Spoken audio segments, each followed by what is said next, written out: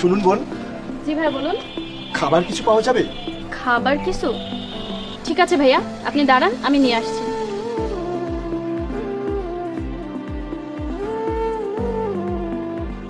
এই নিন ভাইয়া, আপনাকে দেওয়ার মতো এতটুকুই ছিল। এটুকুই আমার জন্য অনেক। আপনাকে অনেক অনেক ধন্যবাদ। আচ্ছা, আমি কি এখানে বসে খেতে পারি? আচ্ছা ঠিক আছে, এই নিন, আপনি এখানে বসুন। আরে এই, এদিকে আয়। তাকে তাকে কি দেখছিস? তোকেই বলছি এদিকে আয়। হ্যাঁ ভাইয়া। হ্যাঁ ভাইয়া। তুই কি আমার সাথে ইয়ার কি মারিস নাকি? 6 মাস ধরে বাড়ি ভাড়া দিস না কেন? ভাইয়া দয়া করে আর কিছুদিন আমাকে সময় দিন, আমি আপনার সব টাকা পরিশোধ করে দিব। আসলে আমার স্বামীর চাকরিটা চলে গিয়েছে তো, এজন্য আপনাকে বাড়ি ভাড়াটা দিতে পারছি না। তোর কাজ চলে গিয়েছে, তোর স্বামীর কাজ চলে গিয়েছে। আমি কি এখানে এসব দেখতে এসেছি? আমি এখানে এসেছি আমার বাড়ি ভাড়া নিতে। তাড়াতাড়ি বাড়ি ভাড়াটা দে। ভাইয়া এভাবে চিল্লাবেন না, আশেপাশে লোকজন আছে, আমাদেরও তো একটু সম্মান আছে তাই না? ও আচ্ছা, তাই নাকি? তোদের আবার সম্মান? চুপচাপ টাকাটা বের কর, এত নাটক করিস না। কিছুদিন সময় দিন আমাকে। আসলে আমার স্বামী যেখানে কাজ করতো ওইখানে 2 মাসের বেতন আটকে রেখেছে। ওইখান থেকে কল করেছিল, বলেছিল যে কিছুদিনের মধ্যে পরিশোধ করে দেবে। যখন আমি টাকা পাবো সাথে সাথে গিয়ে আপনাকে দিয়ে আসবো। এই এই গরিবদেরও না সব সময় একটা ড্রামা লেগেই থাকে। ঠিক আছে, আমি তোকে 2 দিনের সময় দিচ্ছি। আমি 2 দিন পর আসবো, আর তখন যদি টাকা না পাই বাড়ির সব জিনিসপত্র আমি বাইরে ফেলে দেবো। আর তোর স্বামীকে আছে না, ওকেও মিথ্যা কেসে ফাঁসিয়ে দেবো। বুঝতে পেরেছিস?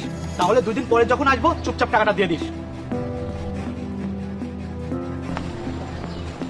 বোন, উনি কে? উনি আমাদের বাড়ির মালিক। বাড়ির মালিক? উনি তো অনেক অভদ্রভাবে কথা বলছিল। উনি এই ধরনের আচরণ কেন করছিল? আসলে ভাইয়া 6 মাস ধরে আমি বাড়ির ভাড়া দিতে পারিনি। আমার স্বামী চাকরি চলে গিয়েছে তো এজন্য। আবার এদিকে আমার চাকরিটা চলে গিয়েছে, আমি রুম ভাড়া দিতে পারি নাই বলে উনি এভাবে চিল্লাচ্ছিল। আমাদের এখন খুব খারাপ সময় যাচ্ছে, এজন্য উনি যখনই আসে এভাবে চিল্লাপাল্লা করে আবার চলে যায়। ও আচ্ছা, তাহলে তো আপনারা বর্তমানে অনেক কঠিন পরিস্থিতির মধ্যে আছেন। আচ্ছা, আমি যদি আপনাদেরকে কোনো কাজ দেই, আপনারা করবেন? কাজ? হ্যাঁ স্যার, আমি সব কাজই করতে পারবো, কিন্তু আমি তো বেশি লেখাপড়া করিনি। কোনো ব্যাপার না, আমি কনস্ট্রাকশনের কাজ করি, মানে বিল্ডিং বানানোর। আর ওখানে অনেক মানুষের প্রয়োজন হয়। এই তো এখানে পাশেই আমার কাজ চলছে। আপনি যদি চান তাহলে আপনি এবং আপনার স্বামী দুজনেই ওখানে কাজ করতে পারেন। ওখানে একদিনের বেতন 1000 টাকা।